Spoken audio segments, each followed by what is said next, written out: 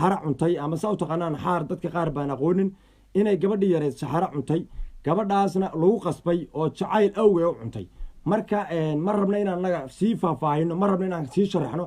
laakiin fariinta aan raba inaan idinla wadaago wuxuu yahay gabadhii reerka ee ka dhalatay ayaa fariin ka codsaday dadka Soomaaliyeed fadlan la wadaaga barnaamijka dadka reerkii fariinta aan caawa idinka wado waxay tahay reerkii ay gabadhu ka dhalatay dadka Soomaaliyeed hal bay ka codsadeen halka ay ka codsadeen waxay tahay gabadh yar bay ahayd sidoo wixii u dhacay wuu dhacay already wixii waa dhacay muxuu dhacay ma dhihino laakiin wixii uu dhacay iyagiina way dhacday see ku dhacday way dhacday hawsha adiga ama jacayl ka geeysto ama wax kale u geysto adu hawsha way dhacday laakiin gabadhii fiidiyoogii ayaa baraha bulshada la isla dhex wareegaya runtii baraha bulshada aad la isugu dirayaa lama soo dhigayo meesha shaarica oo fiidiyo shaaric la soo dhigi karo maaha tusaaleaan aniga facebookayga kale ma soo dhigi karo laakiin waxaa laga yaabaa dadka friendiga inaan u wada diro taasina waa foolxumada adooba shaarica soo dhigtaa dhaanta marka fiidiyoogii ayaa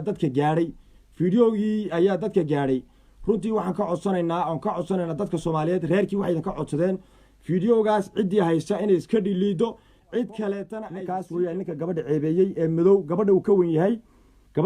yahay ilmo yar weeyaan aamin lacag ku soo jiitay iyo wax kale ku qasbay ma garan karno wakaas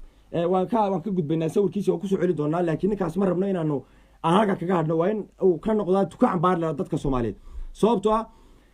reerkii waxay ka codsanayaan waan idinku celinayaa reerkii waa fariin soo faray reerkii waxay ka codsanayaan sawirka fiidiyooga la hayo ee faraha bulshada la isugu dirayo in la iska dhiliido fiidiyoogaas waa baxay sidoo ku baxay laakiin waan ognahay dad Soomaaliyeed tiin inta badan wax ma dhiliidaan waan ogahay ruux buu u dirayaa fiidiyooga waxaa idin ka codsanayaa inaad sii dhiliidaan fiidiyooga inaad dhiliidaan reerkii waxay idin ka codsanayaan